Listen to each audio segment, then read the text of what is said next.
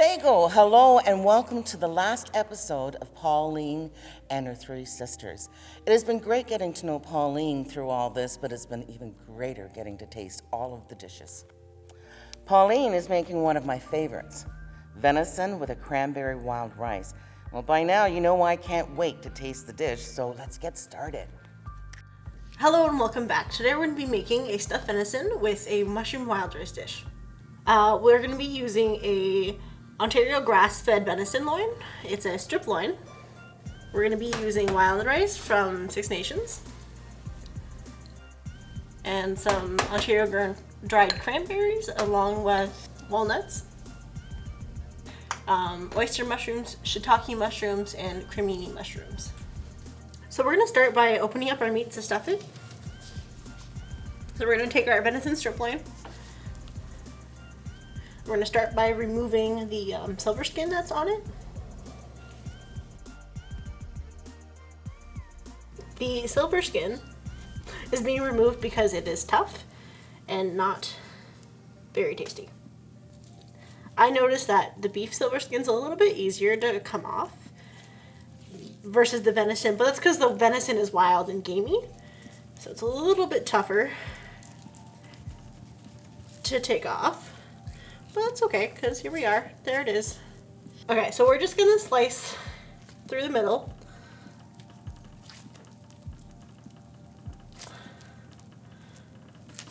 Close to the edge, but not all the way. And then we're going to flip it open. So it's pretty much butterflying the strip loin, just so that it opens up all the way and we have more space to roll it when we stuff it. So now that our meat is sliced open and ready to be stuffed, we're going to go over to the stove and we're going to blanch our spinach.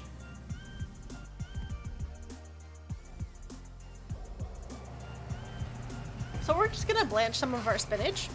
So we're just going to take it in and put it into the pot of boiling water.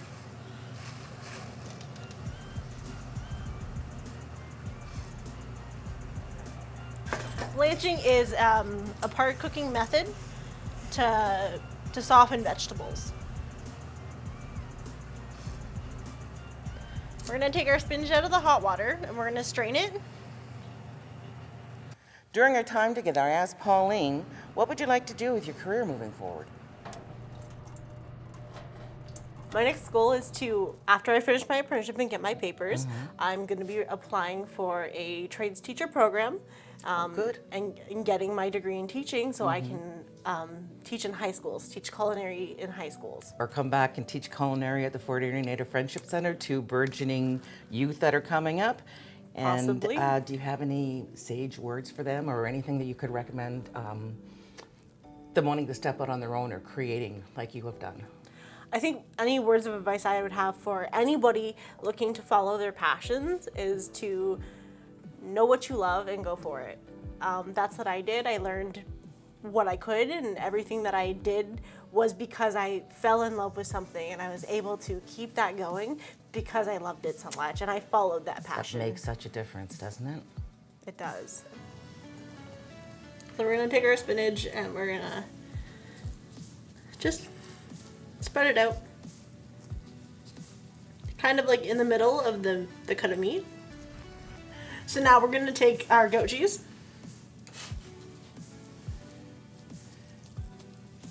So we're just going to kind of spread it out just a little bit.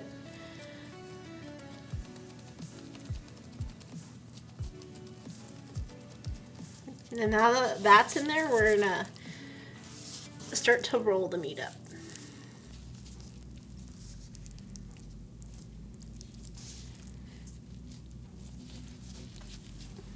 So now that it's all rolled up, we're just going to make sure it's tight. And we're going to take a couple toothpicks and we're going to put them in to hold it together.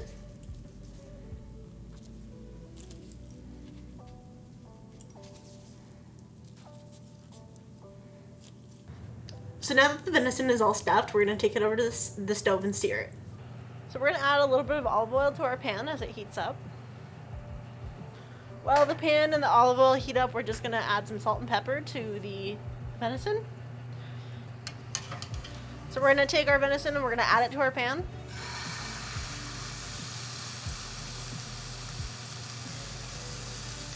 Searing is cooking on high heat to get color on pieces of meat or vegetables.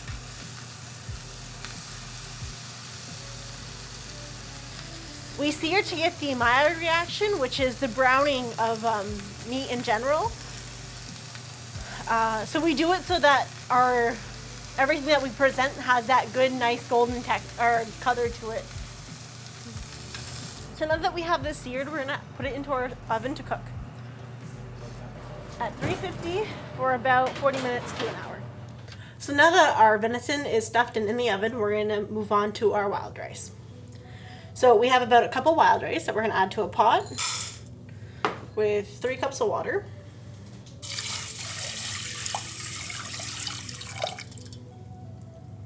And we're gonna put it on the stove to boil. Okay, so now that our wild rice is on the stove and our meat is in the oven, we're gonna prep some of the things for the wild rice dish. So we have our mushrooms, our green onion, our dried cranberries, and our walnuts. We're gonna cut them all up just so that we have them to saute and throw in with the rice. So as I'm cutting these mushrooms, picking up notes of umami and nice earthy smells coming from them reminds me of walking through a heavily wooded area and just being able to smell the earth and just being able to soak it up, and it's very like calming. I always love it when it rains and it's that smell you get after it rains. It's so, I don't know, for me it's calming. It's very like mellow, and that's what mushrooms remind me of, that kind of smell.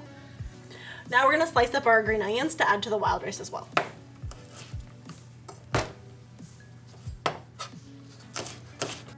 So I'm slicing my green onion on an angle just to make them a little bit bigger so that you're not just getting little tiny round slices. So just on an angle just to make them a little bit longer. So now we're gonna chop up some of our dried cranberries. These are gonna add a sweetness to the dish.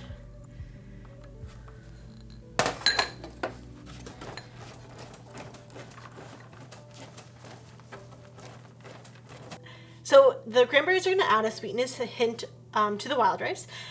I use cranberries in my dishes because cranberries grow naturally in Ontario, and they were picked and harvested by our ancestors and dried so they had them through the winter. We're gonna chop up our walnuts. Walnuts are gonna give us a nutty flavor and a little bit of texture. So walnuts were also foraged and picked by our ancestors so they could have them for winter time as well. So now that all of our prep is done, once our rice is done, we're gonna saute everything and throw it together. While we wait for the wild rice and venison to finish cooking, I think this is a really good opportunity to check in with Carl and Debbie to see how the gardens turned out. Rumor has it things took a turn for the worse as our brothers and sisters, the squirrels, came and feasted a little too much on the corn. We've had a great season here of learning and trying different ways of planting the white corn here at the Friendship Center. And I think one of our biggest learnings has been with some of the wildlife. There was corn, but the squirrels, I think, liked the corn a lot more than we did. And they were a lot more energetic and ambitious to come and get them. So you can see they almost like peeled it back like we would eat a banana, just peeling it back and eating away at the cobs. And there's a good amount of, like even here, there's 1, 2, 3, like I can see half a dozen cobs of corn that they got at. But they definitely beat us to the punch.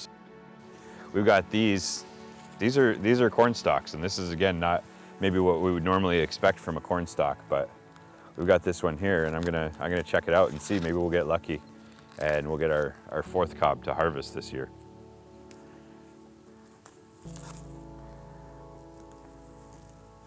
So it's a little bit young. Yeah, this isn't really something we can use, but this corn has been ravaged. There's almost nothing for us to harvest here. Having a garden that's going to be fruitful and do well really starts with the soil. It starts with the ground that we're working with, and I think it's done really well considering that this is the first year that we've had to add some soil. It probably isn't deep enough yet. We're supposed to respect the power of nature, and this is a friendly reminder that as people we have our limits. There's only so much that we can do. So nature this year just reminded us that these animals, they're hungry too, and so we did our part in fulfilling our responsibility to them. I'm still a little disappointed that we didn't get some corn. Between, you know, the weather and the wind and rain or not enough rain, and animals, to actually have the harvest that we have is excellent. So we still got a pretty good yield of some of the stuff supporting the corn and in and around the corn. And I'd like to tell myself that the corn acted as a diversion for the animals to leave the rest of the potato crops alone. So we've already harvested the squash, and there were some really big ones. So that turned out, I'd say, very successful. And then we also planted some beans, which we can see the corn is kind of hiding it right now. But there are some beans in there that we're going to leave to dry out, and then we'll have bean seed. There's actually 3 kinds of potatoes that we planted. Sweet potato, regular white potato, and the Jerusalem artichoke. We definitely learned a lot about corn. Some of those lessons were definitely what not to do this year, but that just tells me that we have to keep working at it. It's really important that we keep trying to do this. We're supposed to be self-determined, so we'll have to keep chipping away and figuring out what to do. I feel like I've definitely gotten back to the land more this year and reconnected with the earth. And I knew getting into this that growing food's difficult. Like, feeding ourselves is difficult. We eat thousands of calories a day per person. And I learned firsthand that not to take that for granted. And I think there's a really important lesson in there. Next year, the Fort Erie Native Friendship Center will try again and learn from this year's lessons. If the last 150 years have taught us anything, it's that our people are persistent and our tenacity will allow us to succeed in the garden. We will get back to the land. I think I just heard Pauline's timer go off on her oven. Let's go see how the venison and wild rice is coming together. Okay, so the meat's been in for about 40 minutes now, so we're gonna take it out and we're gonna check the temp.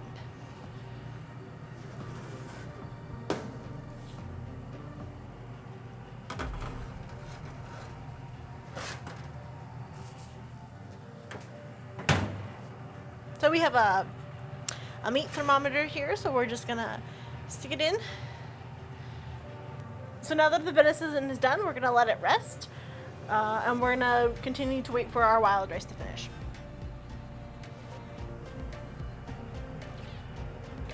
If you look closely at the pot, you'll see that the water is just under the rice, and it's starting to bubble up through, so that's cratering. So we're gonna turn down your heat to low, and you're gonna put a lid on it for the last about 15 to 20 minutes. So once your rice is split like this, majority of it, about 70-80% of it is split, it's done. So if there's water left in the pot, you can strain it out, and then we can go from there. So now we're gonna saute our mushrooms, our green onions, and our cranberries and walnuts to add to the rice. So now that the oil in the pan is hot, we're gonna add our mushrooms.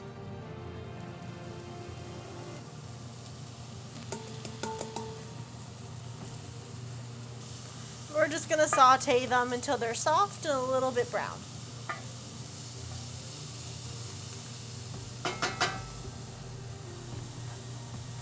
So now that the mushrooms are almost done, we're gonna add in some salt and pepper. And then we're gonna add in our green onions.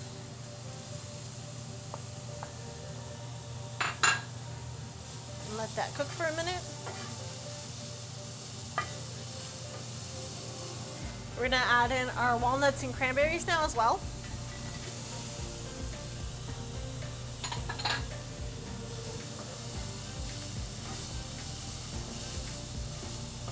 Just a few minutes. It doesn't take very long. You just want to heat through the walnuts and the cranberries just so they have a little bit of warmth to them.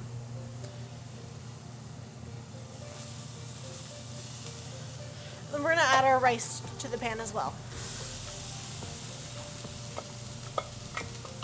We're just going to mix that all together.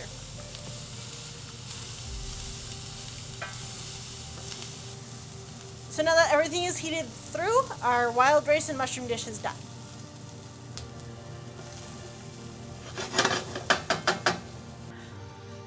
So now that the wild rice dish is done, we're going to slice the meat. We're going to take a slicing knife. We're just going to slowly carve in.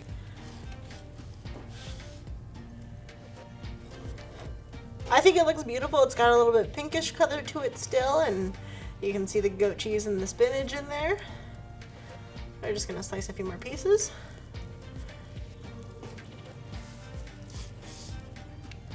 So a lot of people prefer their game meat a little bit on the medium rare to rare side, just because it has its more natural flavor when it's less cooked. It smells amazing. You can get the gaminess of the meat, and you can get the earthiness of the spinach and the creaminess of the goat cheese in there. It smells very good. So now that it's sliced, we're gonna plate up our dish here. So we're just gonna spoon some of our wild rice onto the dish.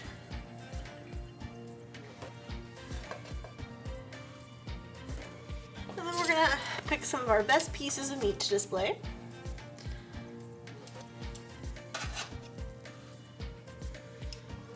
And there you have it. That is our wild rice, mushroom, and stuffed venison. Okay, so now that the food's done, we're gonna be trying our goat cheese and spinach stuffed venison with our wild rice mushroom dish. So Maggie, if you'd like to try our dish first. I would be absolutely honored to. Now, what do you have on the rice? So the rice is our cooked wild rice. It has green onions, dried cranberries, 4 different types of mushrooms. We have cremini, white, oyster, and shiitake. Ooh, nice. And it also has walnuts in it. Are you serious? This is delicious. And I like the cranberries that you put into the rice. It's a nice little touch. Yeah, it gives it a nice little sweetness to it. And it goes really well with the earthy flavors of the mushrooms and the rice. Oh, you're gonna have to give me the recipe. This is fabulous. Of course. This is so good. Any of y'all, you need to try it. This is good. In the goal that you've set for yourself, where do you see you're going? Do you plan on opening up your own restaurant or working in hotels or maybe working here at the center? What is it that you're looking at for the long run? So for the long run, like I am going to become a teacher, and I'm going to do that for a while. Eventually, when I have enough funds and enough experience and knowledge, I want to open up a restaurant and focus on Indigenous foods. Wonderful. Modernized Indigenous foods. It's kind of hard to do straight Indigenous foods just because of everything that is now today. Everything's modernized. There's ingredients that are different. Even the ingredients that we had back when are so different now than they were then. But that is one of my main plans, is to eventually open up a restaurant that focuses and teaches about Indigenous foods. What a wonderful goal, Pauline, and we all wish you the best and support you on your journey. The COVID-19 global pandemic has had severe impacts on the Indigenous communities. By hosting one of the first vaccination clinics in Ontario, the Fort Erie Native Friendship Center has taken a lead in helping to vaccinate our communities.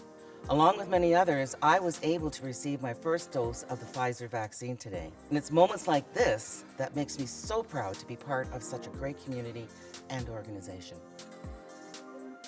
We hope that you've enjoyed our series, and hopefully you will be inspired to try some of these dishes yourself.